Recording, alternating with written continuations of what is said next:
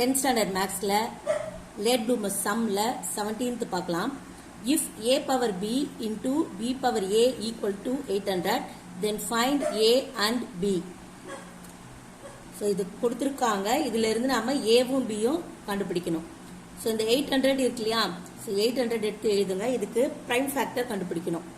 So minimum நம்பர்ல இருந்து நாம இது divisible ஆகிறத பார்க்கணும். So 2 எடுத்தீங்கன்னா 400, 2, 200, 200, 250, 225. அதுக்கப்புறம் இது வந்து 2 ஆல டிவிசிபிள் ஆகாது. ஸோ அடுத்து என்ன டேபிள் ஆகும் பார்த்தீங்கன்னா 3, 4 வராது, 5 தான் வரும். ஸோ 5 எடுத்தீங்கன்னா 5 times 5, 1. ஸோ இப்போ இந்த 800 இருக்கு இல்லையா? ஸோ இதை தான் நம்ம இப்படி ப்ரைம் ஃபேக்டர் பண்ணி எடுத்திருக்கோம். ஸோ இதை எடுத்து எழுதுங்க.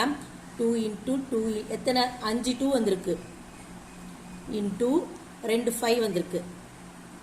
இதுதான் 800. ஓகேவா?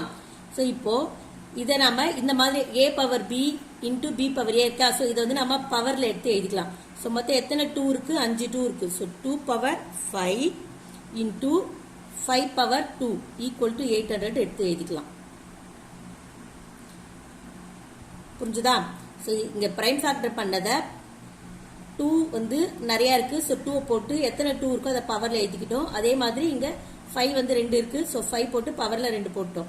ஸோ இப்போ இங்க பாருங்க, இங்க 2 பவர் 5 இருக்கு, இங்க a பவர் b இருக்கு.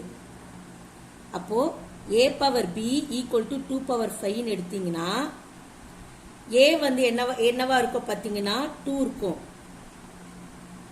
b வந்து 5 இருக்கும். b 5. இப்போ இது பாருங்க 5 ஸ்கொயர் இருக்கு இல்லையா? இதுக்கு இது எடுத்து பாருங்க. அதாவது b power a equal to 5 square. இப்ப பாருங்க b வந்து என்னது 5, a வந்து 2.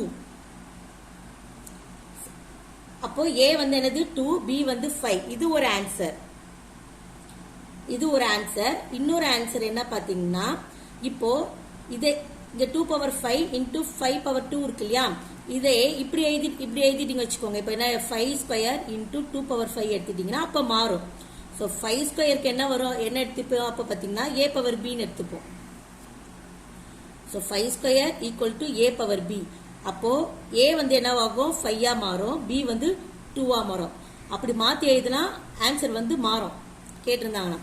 ஸோ இப்போ மினிமம் எப்படி எடுக்கிறீங்களோ, இதுல என்ன எடுக்கிறீங்களோ அதே மாதிரி எழுதுங்க. ஸோ இப்போ சூஸ் அந்த மாதிரி கொடுத்துருந்தாங்கன்னா இந்த ஆன்சர் இருக்கா பாருங்க, இல்லாட்டி இந்த கீழே இருக்க ஆன்சர் எடுத்து எழுதிக்கலாம்.